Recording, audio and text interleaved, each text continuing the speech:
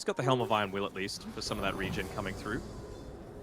The River up top, the Lelouch Okay. has enough mana for the Laguna Blade. Whitemon's gonna at least be able to get the Tombstone out before he dies. At Whitemon, they don't even get the kill on the Undying in a T1. They can move towards the Lelouch at the mouth of the pit as Thompson finds first blood on the Arc Warden.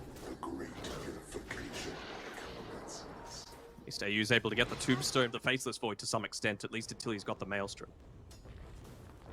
It does feel like it's going to be very similar here for Polaris, where it just comes down to their pick-up potential. We might see that be the case as top lane force, but look at the bait. Ana, they were already in the tree line. He gets the double chrono. Now Tempest double will join the party.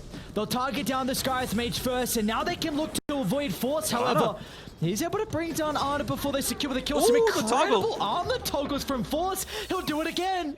The Marcia will reign supreme throughout this skirmish. Beautifully done from Force. Occasionally, where Cuckoo, as great of a player as he is, Force is going to be in some trouble top, I think.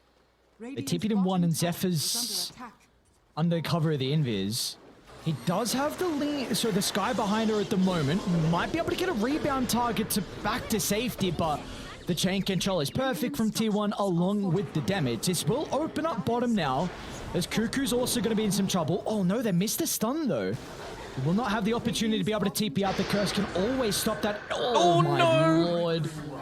Let's see if he goes for a TP out. I think they'll still have the damage to get the kill afterwards. And it looks like they will. Cuckoo's not even going to make the attempt. They might lose AU. The Cold Embrace will buy him some time. But in the end, at least they get the tier 1 tower here for Cuckoo. do indeed in this super vulnerable position that isn't exactly so. And look at the vision they have on T1. The Hawk and the lane scouts them out. Xavier's going to go on the tree line, force down to the south, and the TP from AU. They want to fight, but T1, they brought the numbers to the skirmish. A Bramble will hold back AU for the moment. A Curse going to be able to cover the retreat. Do they consider about going back in on Polaris? Instead, it's going to be the Arc Warden that gets the kill. And they won't even have to commit to try and help out. Now Natsumi with the song, can he catch up to Cuckoo?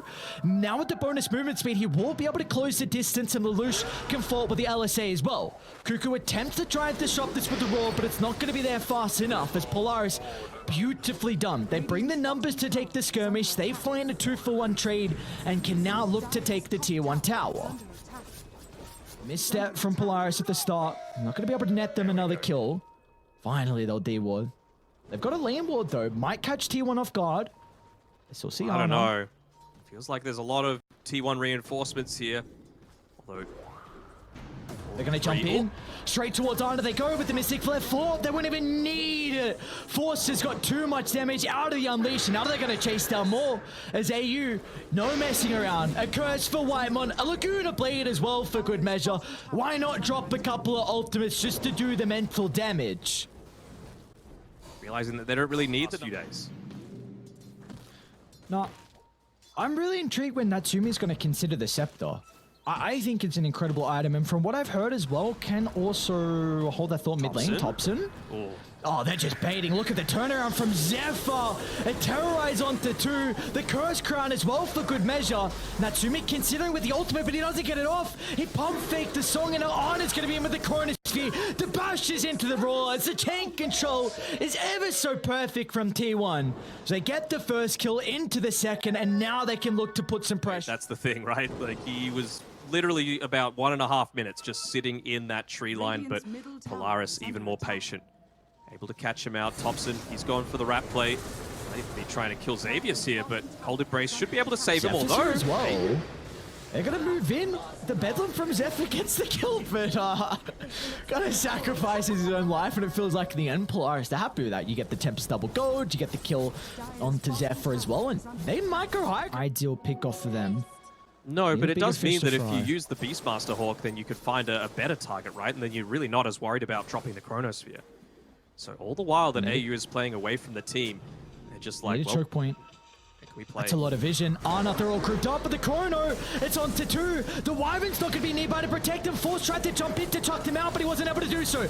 Ana, though, he's got to be cautious. A Time Walk out to the right side. The VKB will hold the back for the moment. The bashes from Force locks him into place. Ana still has a Time Walk to play with, but the VKB's expired, so now they can get on top of the Faceless Void and bring him down. And meanwhile, they've lost out Thompson as well. All the Crawls are crumbling on T1.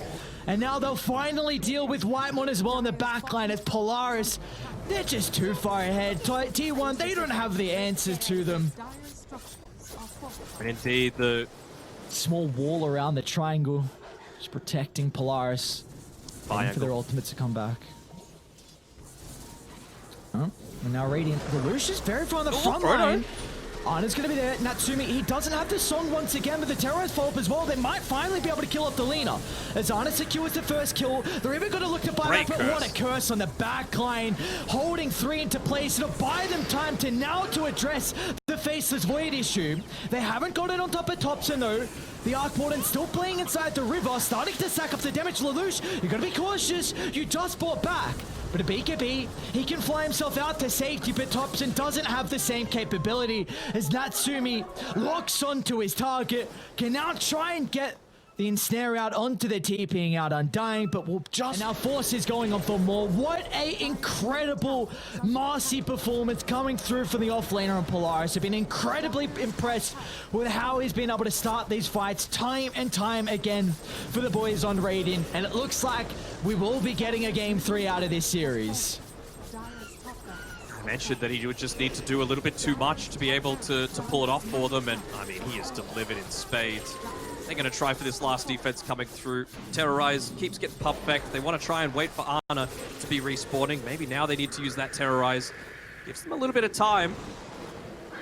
Just feel like they're going to be lacking the damage still though. Curse again. Oh, what a beautiful curse to close this one out as Polaris